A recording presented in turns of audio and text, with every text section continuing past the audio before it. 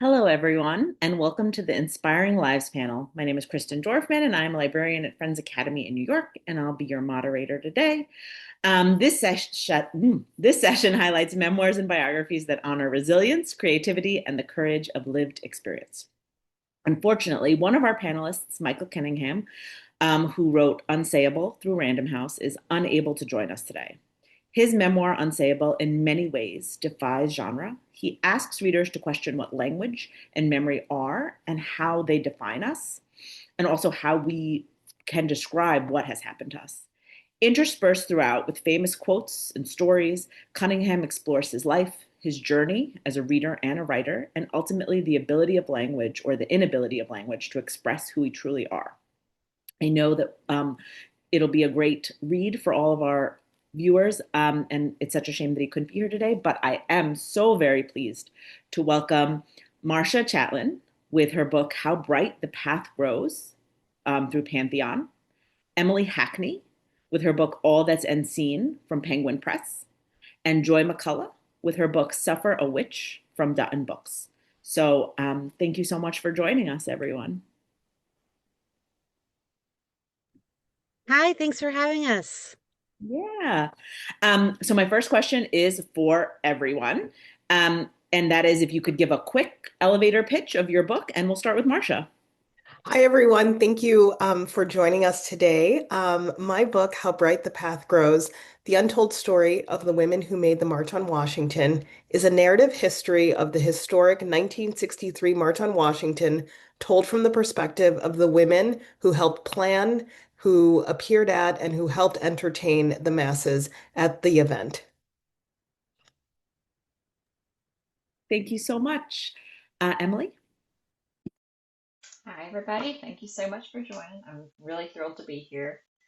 So my memoir, All That's Unseen, an Appalachian memoir. It's about my life growing up in the coal fields of Appalachia. I was raised Pentecostal. I became deeply involved in my religion as a teenager.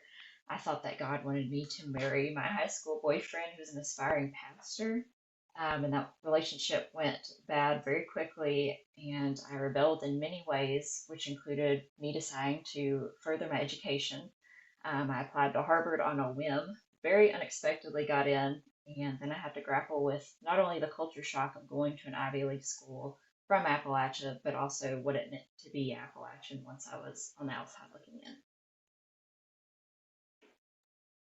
Thank you so much, Emilee. And Joy.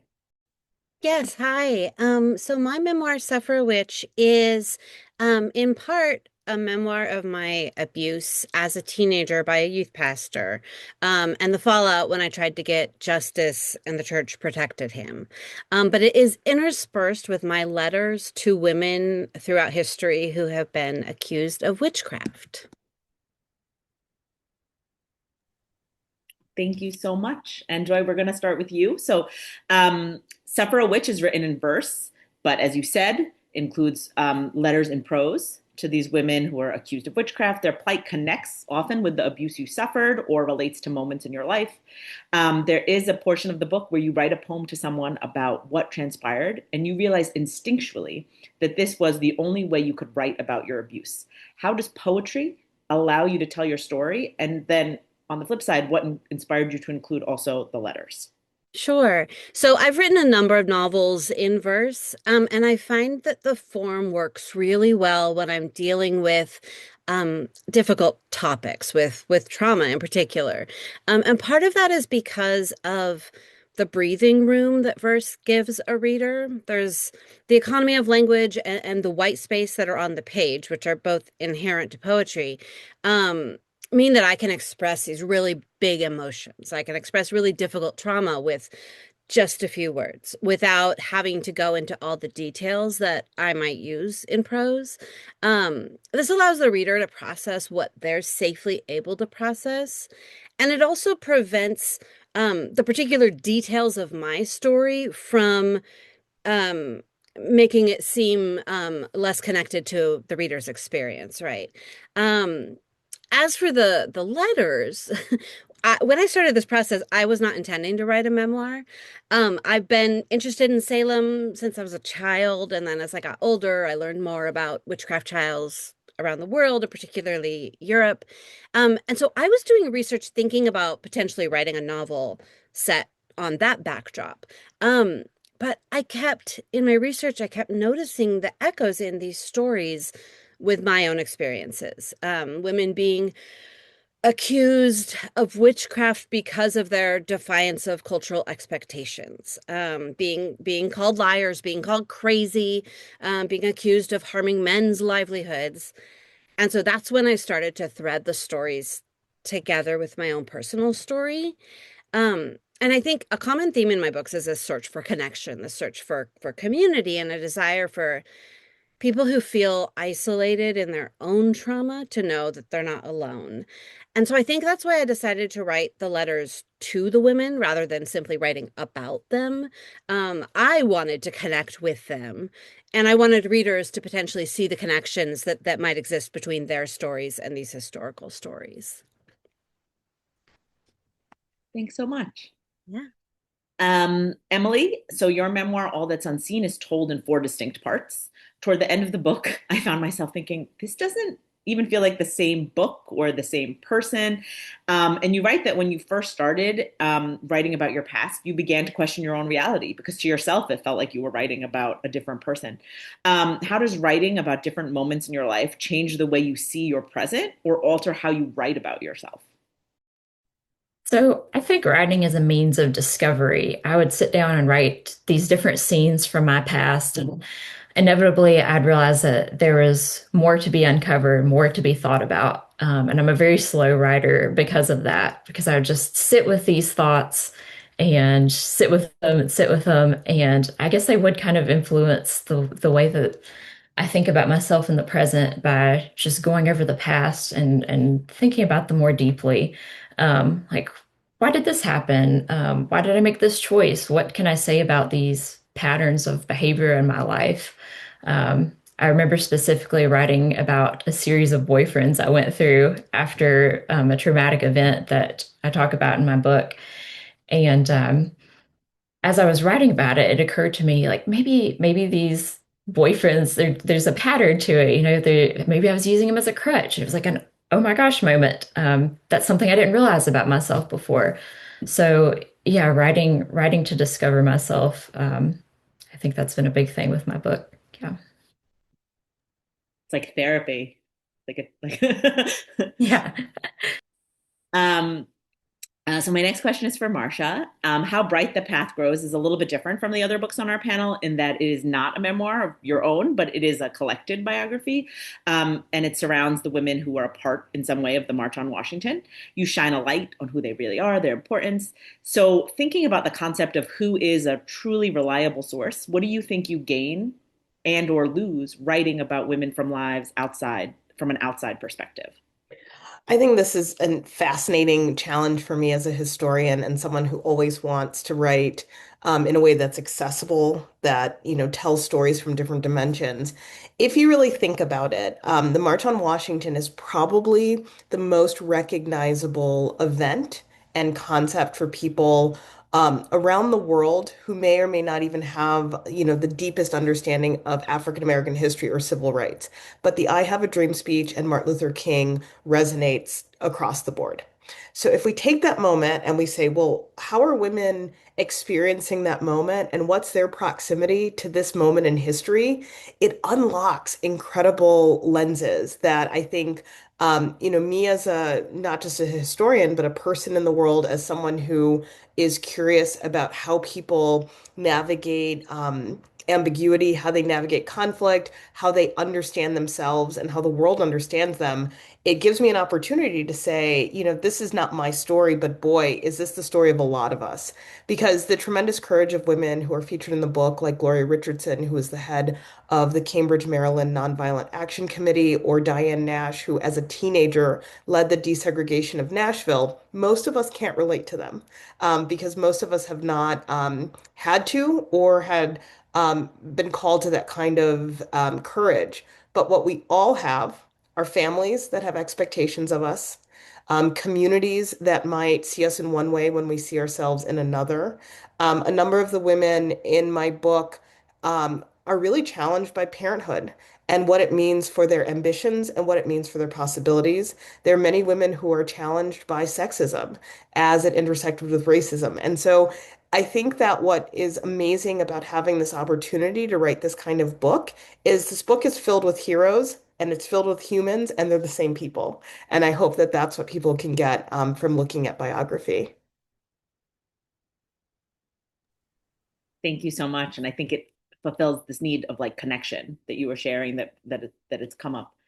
Um, so again, this idea of a unreliable narrator or Joy, you referenced statements that your editor made that made you question your perception of the events that formed your abuse and help you understand how the people in your life didn't support you. What made you include your editor's perspective in this memoir?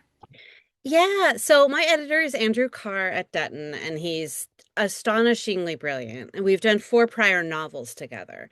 And so I trust him absolutely. And he understood what I was trying to do with this book just immediately. And so as we were passing pages back and forth, because we have a real sort of back and forth process together, he would make these margin comments of shock and dismay and outrage at these things that had happened to me as a teenager. And I was really surprised by how validating those comments were.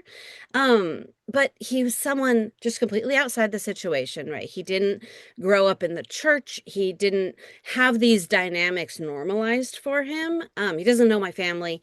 And he's seeing things in the story that I've been telling for decades that had almost become acceptable to me, and not acceptable intellectually, right, but that I'd been told enough times, um stop making such a big deal about this, right, you're overreacting, let it go. But he was responding with horror and outrage, and that affirmation that I wasn't wrong to be traumatized um had a huge impact on me. And so he had a huge impact on the book, not only in the way that he does on all the books that we work together, but also the book is about my journey through this trauma.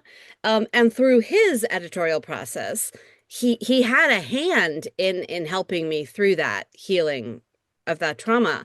And so he became a character on the page, and I'm very grateful to him for allowing me to do that. Thank you, Joy. Yeah. Yeah. Um, Marcia, how does writing about women who are already known, though not fully known, right, or differ from writing about those who may not be known at all or somewhat lost to history? You mentioned in your research process reading other biographies, how some biographers may have assumed or extrapolated information. How was the process different for someone like Mahalia Jackson or Rosa Parks, who people feel informed about, versus Ava Jesse or Anna Hedgeman, who are less familiar? Yeah, and I just realized I didn't really answer your question about reliability. And this is the wonderful part of my job, because it's a lot about discernment, right? Sometimes other historians will say, well, I got this from an oral history, so it's got to be true. Not really. People make up a lot of things, or the emphasis changes throughout our lives, right? Like there are moments in my life that were really, really important to me, and then I became a parent.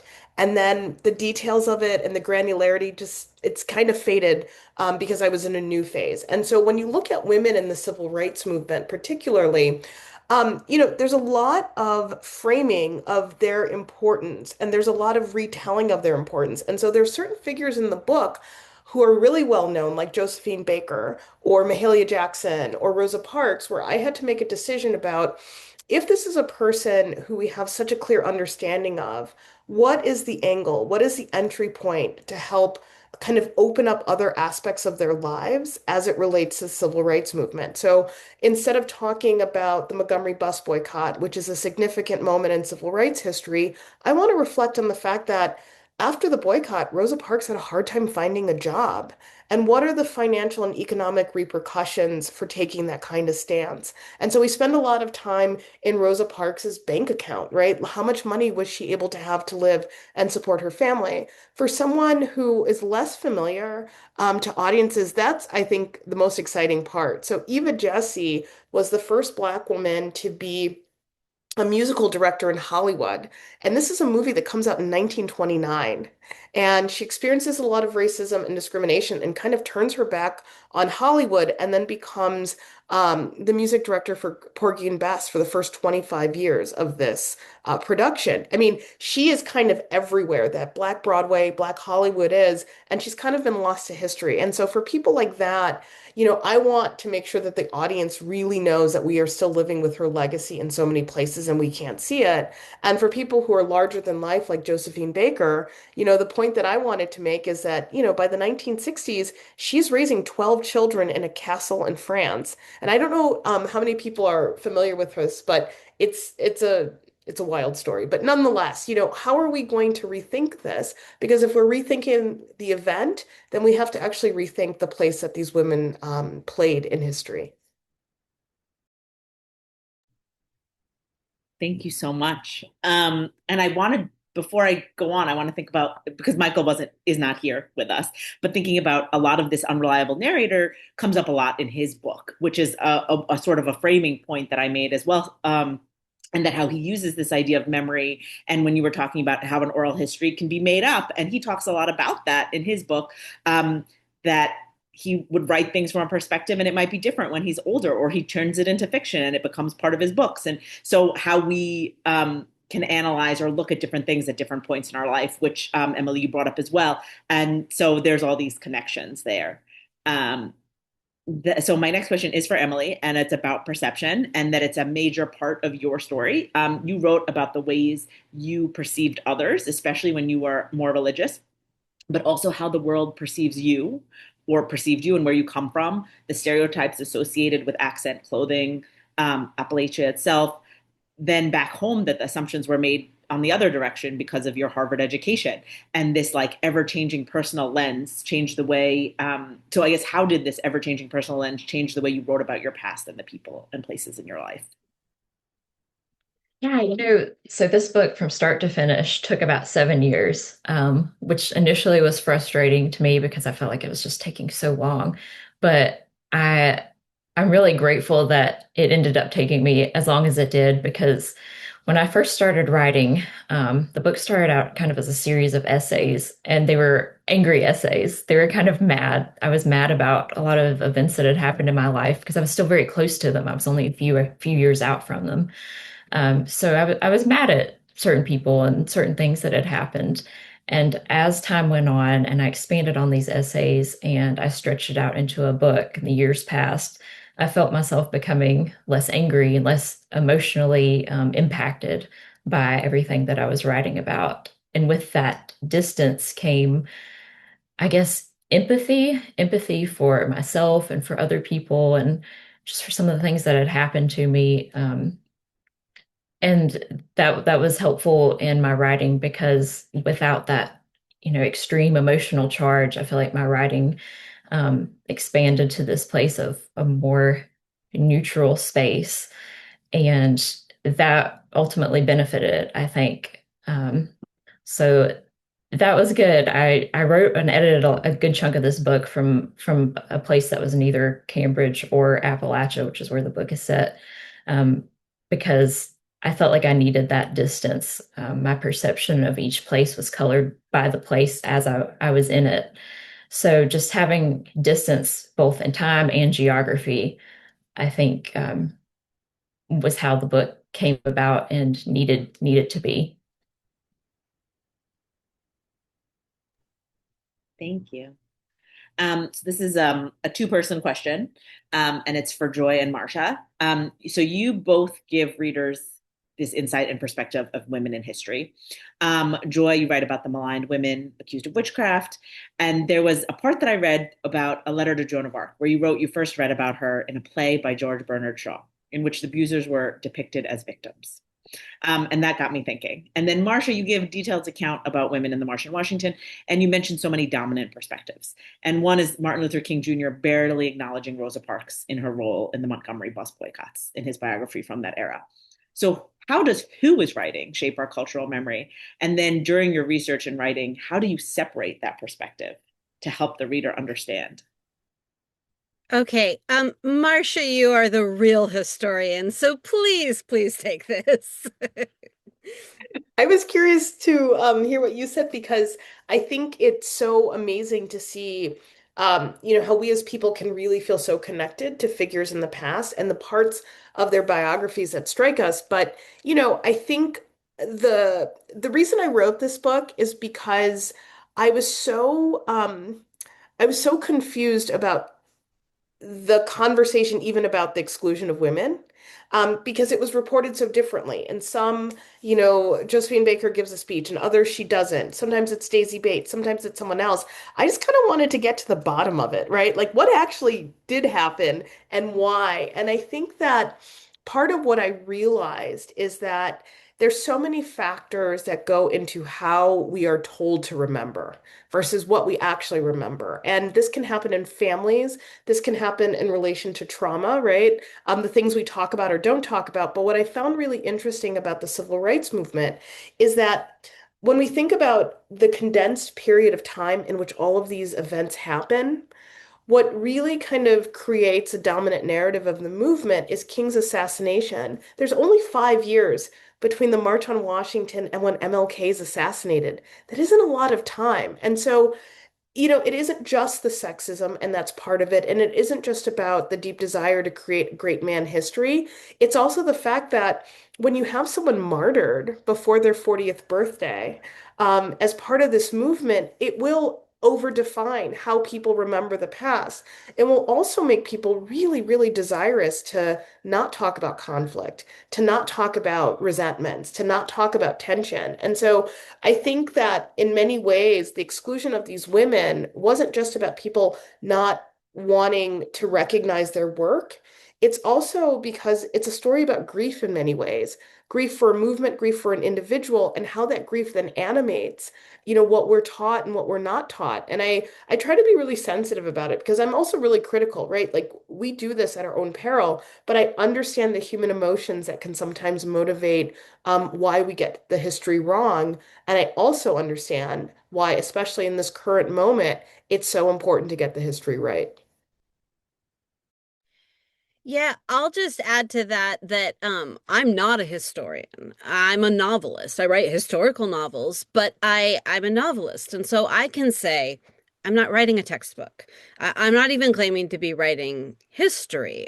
I'm not trying to give the reader the most accurate version. I'm trying to tell the story that I want to tell in the best way that I can to communicate what I'm trying to say. So and Michael actually talks about this in Unsayable, the insistence readers sometimes have about asking, but which parts of your novel are autobiographical, right?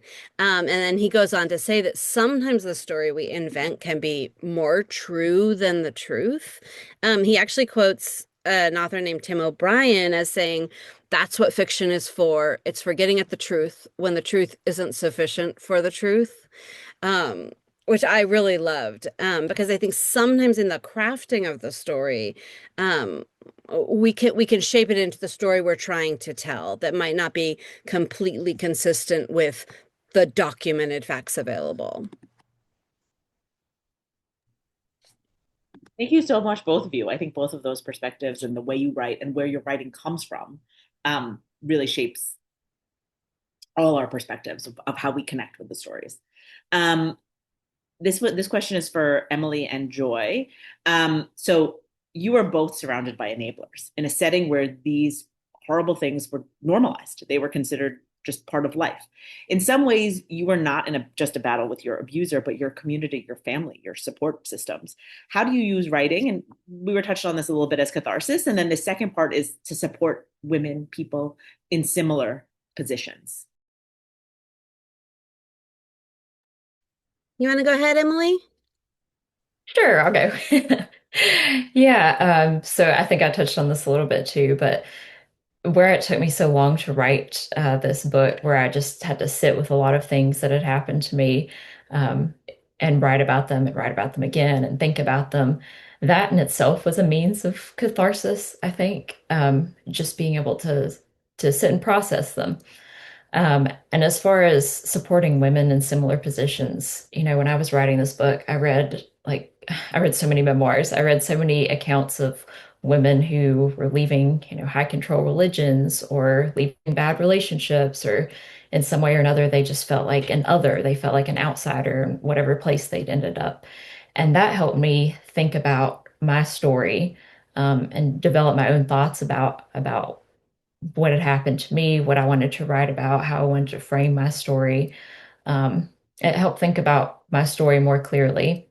And so I hope that my book will end up in the hands of some other woman who's maybe also questioning, her past or her reality, these things that were normalized that should not have been. And now she's starting to, think about it more deeply for the first time. I hope that my story will help influence her way of thinking about herself too. Yeah, I relate to all of that. I will say that when I am writing for catharsis, it's not usually writing that's meant for publication. I'll write the angry letter to somebody that I don't send. Um, it can be personally useful to write for catharsis, but it's not usually going to resonate with other people the way I want it to, with the exception of there is one poem in Suffer a Witch that you actually mentioned earlier, that I wrote in my early 20s. And I wrote it for catharsis. I wrote it to express big angry emotions and I mailed it to my abuser.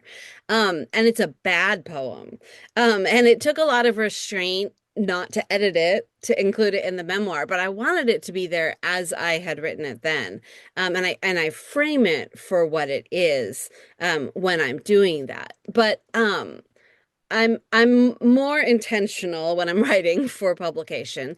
Um, because yeah, I'm trying to write the book that would have helped me as a young woman who didn't even have the language to understand that I was being raped. Right. So, like, every time there's a new wave of social media discourse about why women wait to come forward, and we're having that right now again, there are myriad reasons not to report. But one of the things you see over and over is women saying they didn't have the language for what happened to them. They thought because they were drunk, or because they kept working for him, or because he wasn't a man in an alley with a knife, right, that it wasn't rape. And so I think writing those familiar power dynamics that keep happening over and over again, and naming them for what they are, naming them as wrong, as criminal, can help other people to name what happened to them. And maybe in a totally idealistic world, help people recognize those distorted power dynamics before they do irreparable harm. Thank you so much, both of you. Um, I'm going to take this moment just to remind our audience that if you have any questions, there is a chat box. So please have any questions you have, and we can put them in there.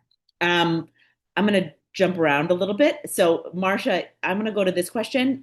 Your book is a collective biography rather than memoir. But how do their stories and having their stories impact who you are today in your own story?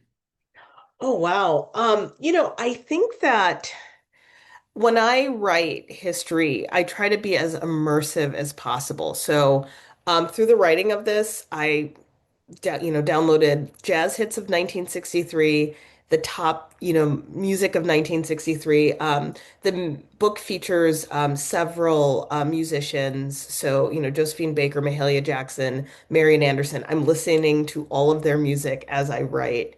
And I try to do this because I'm trying to get a sense of like not just the moment, but what are the various ways that people express themselves? And I think I've thought a lot about this in terms of do I only want to write history for the rest of my life? I started writing short story. I took a fiction workshop. I started, really thinking a lot about how do I change my essay writing. I think I my sense of urgency about being a writer has changed ever since I became a parent. But as someone who chronicles the lives of women who were considered so incidental even when they were foundational, I think I've become more aware of like, what am I leaving behind? Like, what is tangible that people will not know everything about me, but they can know something about me. And I think that this is the great joy and the great privilege of being a writer.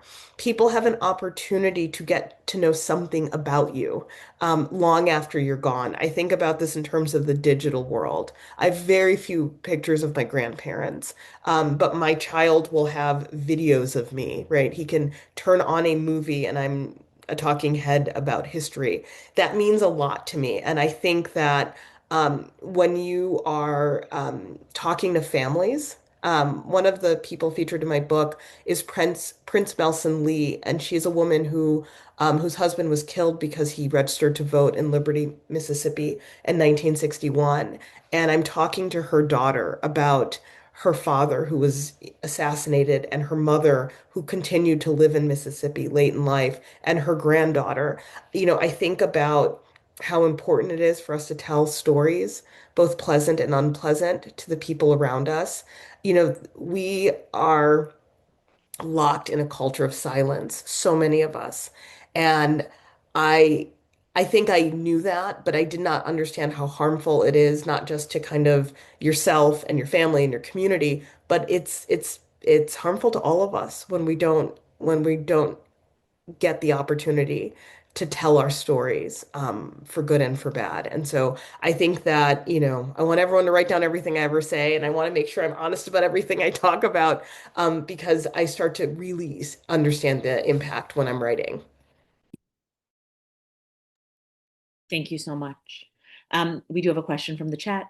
So the question is, do you as authors find yourselves writing more from scars or wounds? And whoever would like to take it.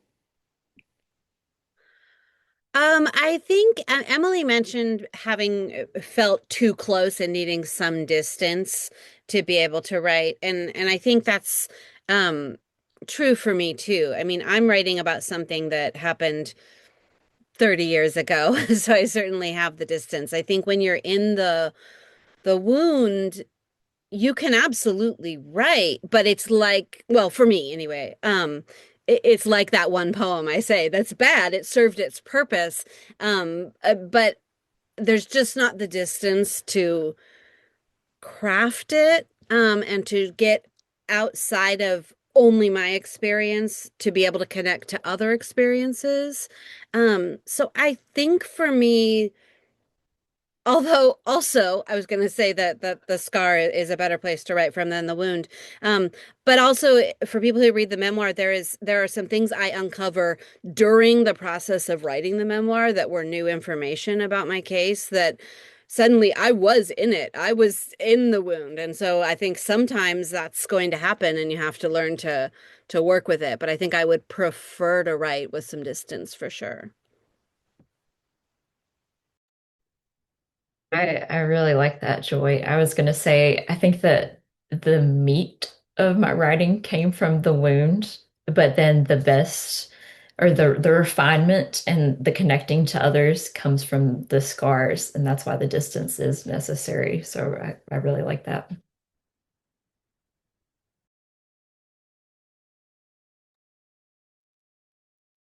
Thank you.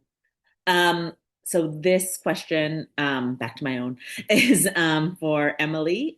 This one is when you began at Deliverance Christian Church, it didn't consume you right away. It was just your family church. And then you and Sam, who was the boyfriend at the time, began to go into more and more services, and you became alienated from your family and friends, and you could not see the warning signs. Eventually, you were able to separate yourself, and I know I've enjoyed this, not enjoyed, that's not the right word, but I appreciated when you wrote that you had a realization that you didn't fail God, but the church failed you. Why do you think you and so many other young women become susceptible to this environment where you begin to question your own judgment? I think for me specifically, being a teenage girl is hard. Being a girl is hard in general because, no matter what you do, you're going to get judgment for it one way or another.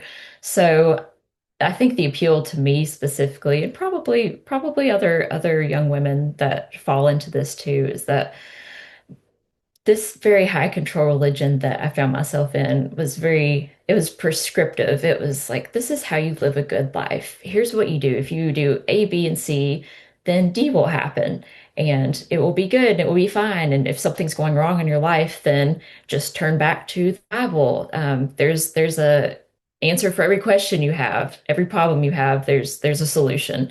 So I like that as a teenage girl. And in following those those prescriptive guidelines, I suppose, um, I fell into this idea of like the authoritarian view of there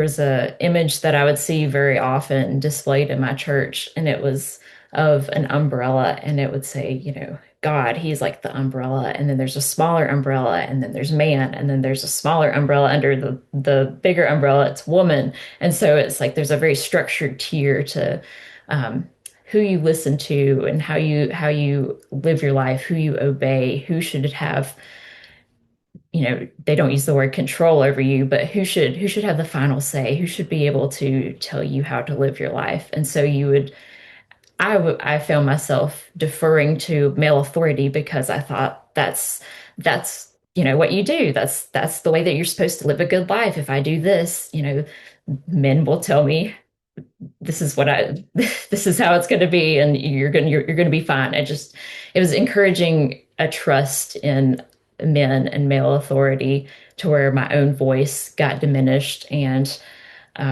yeah, I learned that my own feelings were not to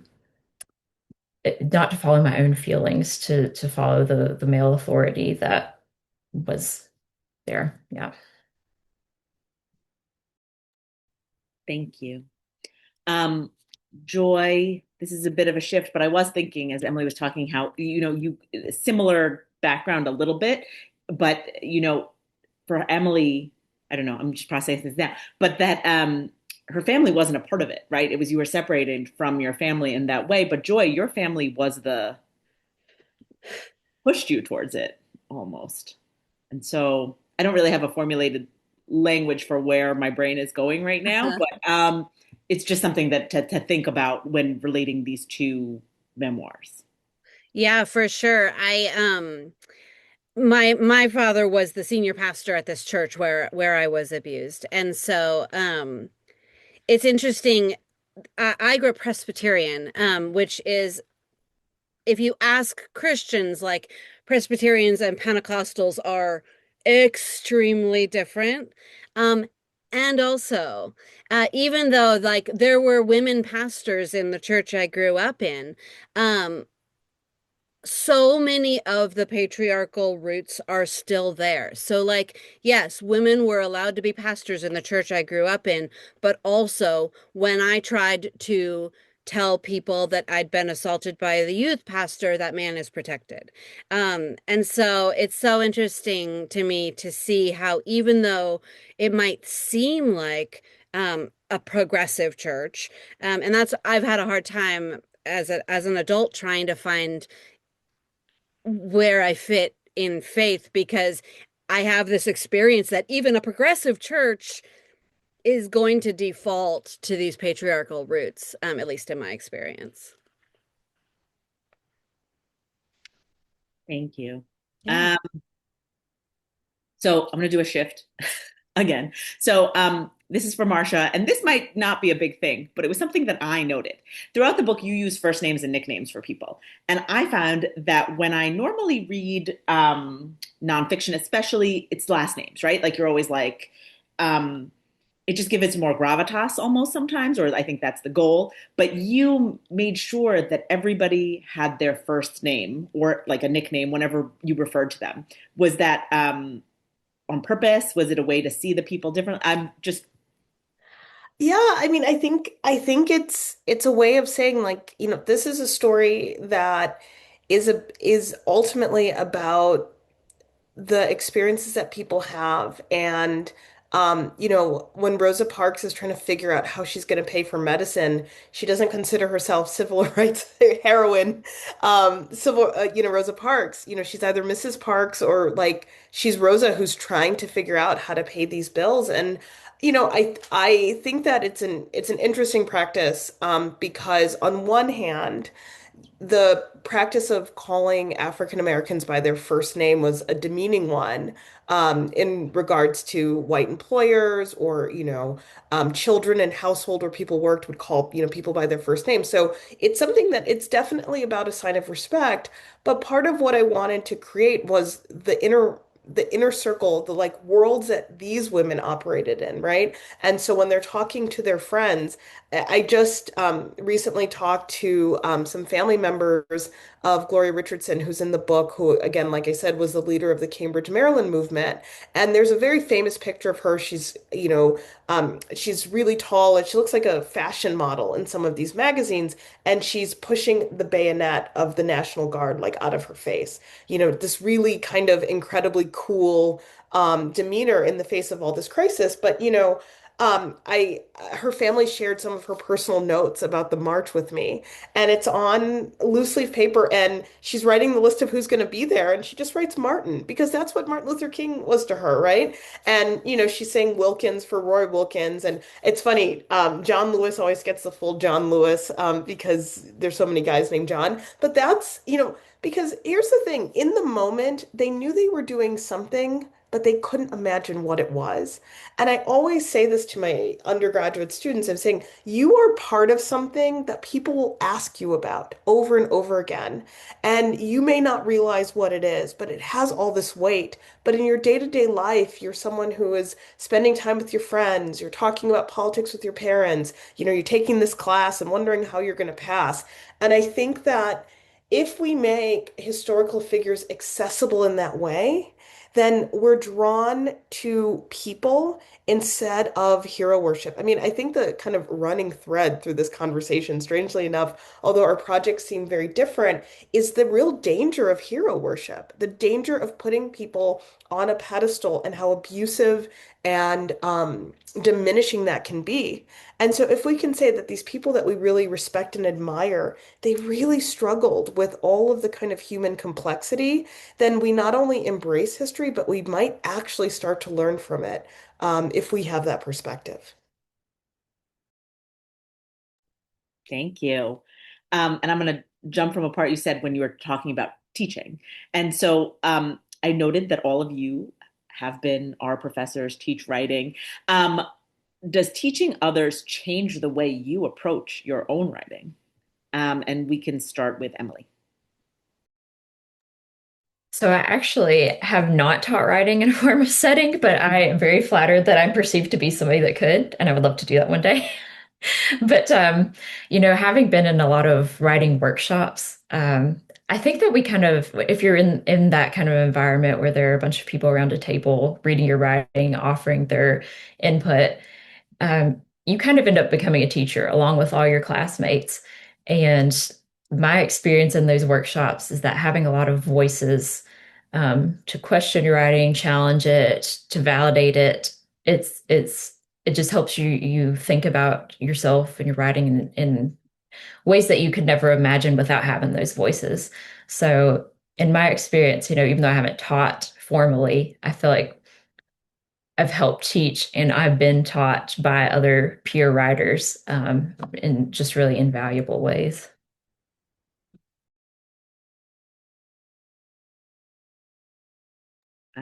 Thank you. Marcia.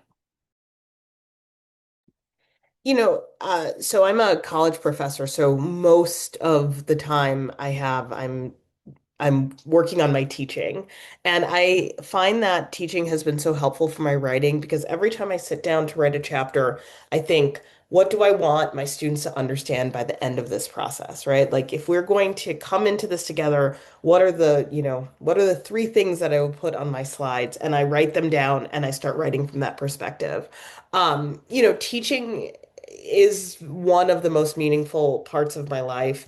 I think it took until very recently for me to even see myself as a writer because it just felt awkward to claim that identity because, I just think I wrote initially so I could pass graduate school and I wrote so I could get tenure. And this is my first book that I'm writing because I want to, not because it's tied to some career thing. And I think that the teaching part of it is so important because, the majority of Americans, as it stands, and increasingly it's fewer and fewer people, are getting any kind of substantive African American history at the K through 12 level. And this is one of the unfortunate realities that we're really facing in some really dire ways. So when I get a student, a college student, no matter how well educated they are, it is very likely that they don't really know the people that I'm going to talk about or some of the big issues. So I always think to myself, how are we all going to sit at the same table and really get to learn? And so my entry points for my books are always something that someone has a relationship to. So my first book was about girlhood. Everyone has a relationship to the idea of childhood. My second book was about McDonald's and civil rights. Everyone has an opinion about McDonald's. And in this book, the March on Washington is one of the most accessible historical moments to then say, actually, there's all of this other stuff going on. And so everything for me is about teaching. Every type of moment that I want to bring into my books, I think, well, if a teacher has this, how are they going to help their students kind of walk through this? And I actually I don't know how I could do one without the other. And I'll jump in and just say, I don't think teaching changes my approach to my own writing, but it does do a couple other things for me. One is help me articulate parts of my process that if otherwise asked, so often on like a panel like this, I'll be asked a process question and I go, well, there's so much that is instinct, trial and error, practice, but I don't have an articulate answer for this is how I do this thing.